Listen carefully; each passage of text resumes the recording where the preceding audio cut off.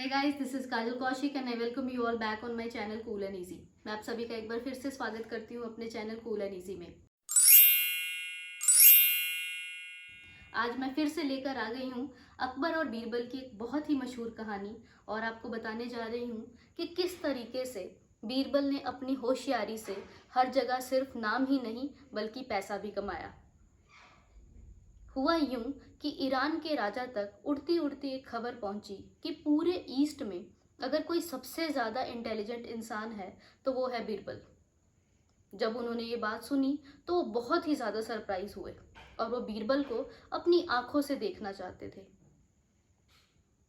इस चाहत में उन्होंने बीरबल के नाम एक इनविटेशन भेजा। बीरबल को जब वो इनविटेशन मिला तो वो थोड़े से आश्चर्य में रहे, लेकिन बाद में उन्होंने इनविटेशन को स्वीकार करते हुए ड्यू कोर्स के अंदर ही ईरान पहुंचने का फैसला लिया। जब वो ईरान पहुंचे और उन्होंने महल में एंट्री ली तो उन्होंने देखा कि वहाँ पे बहुत बड़ा जश्न चल रहा है। और जब वो मेन दरबार में गए तब तो और भी ज़्यादा हैरान रह गए। हैरानी का कारण ये था दोस्तों कि वहाँ पे सिर्फ एक नहीं, राज सिंहासन पे 6 राजा बैठे हुए थे। सभी ने सेम कपड़े पहने हुए थे, सभी ने सेम ज्वेलरी पहनी हुई थी और सबकी मूछों की आकार भी बिल्कुल सेम थे। अब बीरबल के सामने सवाल ये था कि वो किसके आगे सिर झुकाए, और ईरान के राजा भी ऑब्वियसली यही चाहते थे कि बीरबल सही राजा के आगे सिर झुकाए। बीरबल ने 5 मिनट उन सभी राजाओं को निहारा और 6वें मिनट वो बिना कुछ बोले ईरान के सही राजा के नीचे सिर झुकाकर उनको प्रणाम किए।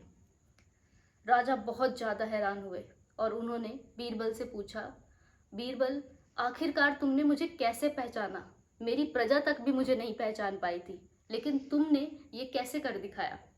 बीरबल बोले कि सिर्फ आप इकलौते ऐसे थे जो राज सिंहासन से सीधा मेरी ओर देख रहे थे और बाकी के मनुष्य आपकी तरफ देख रहे थे, जिससे मुझे पता चल गया कि आप ही राजा हैं। ये बात सुनकर ईरान के राजा बहुत खुश हुए। इसी में बीरबल ने एक और बात बोली कि प्रजा जितने मर्जी कपड़े और गहने अच्छे पहन ले, राजा की तरह ही पहन ले। जब भी कोई मुसीबत आती है तो प्रजा हमेशा अपनी राजा की ओर ही देखती है, और वहीं से मुझे पता चल गया कि आप ही असल राजा हैं। इस बात से ईरान के राजा सच में बहुत ज़्यादा खुश हुए और उन्होंने हीरों और जेवरात से बीरबल को भर दिया। अब ये बात कहाँ रुकने वाली थी, ये बात जाके रुकी पर्शिया के राजा के कानों में। अब उनकी भी इच्छा होने लगी कि क्यों ना बीरबल से मिला जाए, तो उन्होंने भी बीरबल को न्योता भेज दिया। अब अकबर भी सोचने लग गए कि बीरबल की डिमांड बहुत बढ़ रही है, लेकिन अकबर ने बीरबल को बिल्कुल भी नहीं रोका। अब बीरबल पर्शिया के राजा से मिलने के लिए चले गए और बीरबल रास्ते में यही सोचते जा रहे थे, पता नहीं अब कौन सी चुनौती उनका इंतज़ार कर रही है। जब वो पर्शिया पहुंचे तो वहाँ पे उनका धूमधाम से स्वागत किया गया। वहाँ पे उनके लिए सिर्फ एक पार्टी नहीं, हर दिन और हर रात बीरबल के लिए पर्शिया के अंदर एक नए तरह का जश्न का आयोजन किया गया।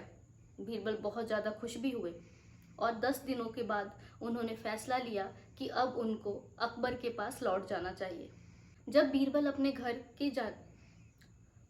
अपने घर जाने के लिए तैयार थे तब उसी दौरान राज दरबार से एक अमीर इंसान उनसे मिलने आया और उससे पूछा कि अब तो आप हमारी मेहमान नवाजी देख ही चुके हैं बीरबल, अब बताइए कि आपके राजा में और हमारे राजा में क्या अंतर है।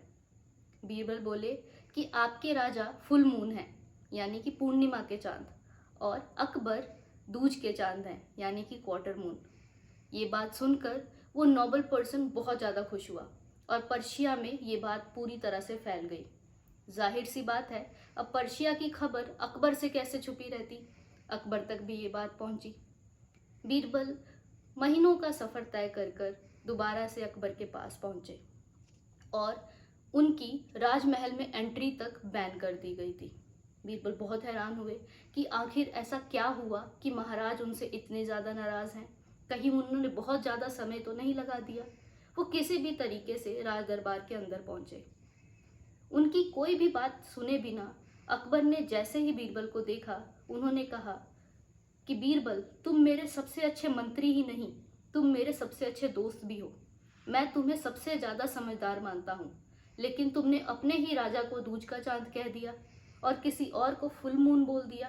तुम मुझे इतना नीचे कैसे गिरा सकते हो?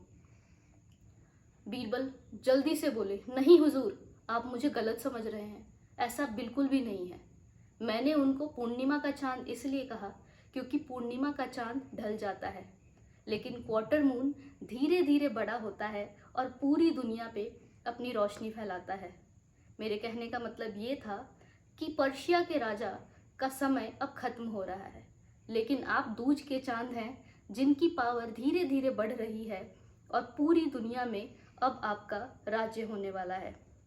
ये बात सुनते ही अकबर के चेहरे पे सारी शिकायतें दूर हो गईं और उनके चेहरे पे स्माइल आ गई और उन्होंने उसी वक्त बीरबल को गले लगा लिया, वही कहते हुए जो वो हमेशा कहते थे, बीरबल ओ बीरबल। तो इस तरीके से बीरबल ने अपनी समझदारी और चालाकी से सिर्फ पर्शिया के राजा को ही नहीं बल्कि अपने राजा अकबर को भी खुश कर लिया और वो खुद भी खुश हो गए। तो ये थी हमारी आज की अकबर एंड बीरबल की बहुत ही मशहूर टेल और उम्मीद करते हैं आपको ये बहुत पसंद आई होगी। हमारी वीडियो को लाइक करना और इसे शेयर करना बिल्कुल भी ना भूलें। अगर आपने हमारे चैनल को सब्सक्राइब नहीं किया है तो इसे जल्द सब्सक्राइब करें और सभी के साथ हमारी वीडियो को जरूर शेयर करें। मिलते हैं आपसे अपनी नई वीडियो में एक नए किस्से के साथ जो कि बेस्ड होगी अकबर और बीरबल पे। तब के लिए